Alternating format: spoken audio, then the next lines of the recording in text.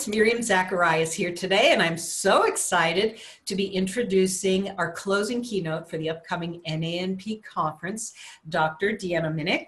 And Deanna, I'm so delighted to have you speak to us about an exciting topic that we all must hear. Can you tell us a little about the topic?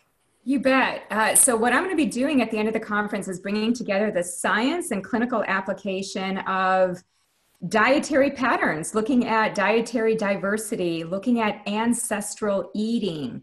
And this really piggybacks and springs from so many of the different traditions that we already see within the nutritional arena. The Paleolithic approach, whole foods approach, eating for your SNPs, but now taking that all within one big context and saying, okay, how do we actually put that into motion? How do we actually get more diversity in our eating? How do we have a connection to those traditions that we are ancestrally wedded to? How do we do that for ourselves? And then how do we start doing that clinically?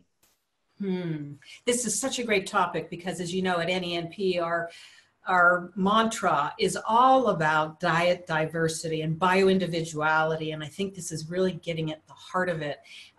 Briefly, we talked a little about how just looking into this idea has changed you personally in thinking about your diet. And tell us a little bit about what you've discovered. Thanks, Miriam. Yeah, you know, years ago when I got my 23andMe results, I just focused on the disease risks and I was looking at the percentages. I wasn't so much focused on the ancestry data that came along with it, but it was clearly laid out percentages, how much I was of different ethnic backgrounds. And I've had such an affinity to certain parts of my ancestry, my father, my paternal line, and not so much my maternal line, which is more Eastern European. My mom is Lithuanian, she's Russian, Ukrainian. And I don't know why, but I've just never really gone into that side of the family. We don't even have a family tree. And I really rejected even a lot of those foods when I think about it growing up. So I think it started last year for me when I began exploring, like, why am I having some immune dysfunction? It's like, I thought I was eating well. I thought I was doing really good with food. And I started to explore a little bit deeper into autoimmune, ancestry, looking at genetic patterns. And I just thought I'd try an experiment of eating for my ancestry. So what I did was I began eating more Eastern European foods. I began having a lot more fermented foods, a lot. I mean, my breakfast now, I put together a whole palette of different colorful fermented vegetables. I usually have some kind of protein, some kind of meat or fish, and vegetables, a bunch of steamed vegetables. And it just feels so good to me. I feel like I've denied a certain part of myself. There was a certain part of me that I wasn't accepting from an ancestral point of view because I just didn't have the same affinity. And maybe it has a connection into my family, my roots, I don't know. But as we hear more and more talk about the transgenerational programming that happens, so the epigenetics from 3 generations, I started to think seriously about what I was eating, not just for my SNPs and my gene variants, but to look deeper into what does my lineage need me to be eating? And so it had a profound effect, Miriam. So it had a physiological effect. A lot of my immune issues actually did clear up just for me personally. I can't guarantee that. And I don't see scientific studies for that per se. But I do question, you know, when we look at the Mediterranean diet, how it's the most well-studied diet. And now we start to see these hybrid diets taking the Mediterranean diet into cultures that aren't used to eating those types of vegetables, having those kinds of spices. And what I really want us to do in this talk is to bring us back to traditional forms of eating that are ancestral based, but with some granularity and with some appreciation, looking at 5 different cultural patterns. I mean, of course, there are so many. There are many even within one culture.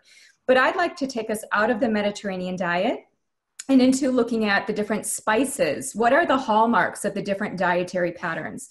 Whether it's India, China, Africa, looking at certain parts of Europe, looking at certain parts of even the tropics and more of the indigenous ways of eating. So this is really going to be a connecting of the dots kind of talk, but clinically applied as well. I hope to have a number of clinical tools that I've already been trying out in my community, and I want to share those with this tribe as well. That is so amazing. And I suspect there'll be a little controversy in your talk too, and that's what I'm excited for the conversation around which is the right diet and how to think about those things just a little bit differently now. So I'm excited about all of that. If you said there was one key takeaway then that our audience will get from listening to your talk, what would that be? Is to zoom out of our narrow focus of eating and to really embrace what NANP stands for, which is looking at dietary patterns, looking at the big whole of eating. You know, we talk so much about whole foods, but we've moved away from the wholeness of eating.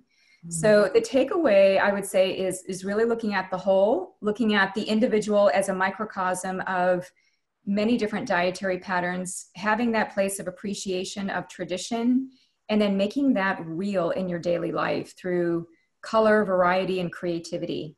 So I'm excited. I think it's going to be great. I do too. Well, if I haven't said it before, really looking forward to this talk. It'll clear up a lot of things in my mind and the way I've been eating as well. So looking forward to seeing you once again in May. It's my pleasure. I'm looking forward to it as well, Miriam. Thanks so much for having me.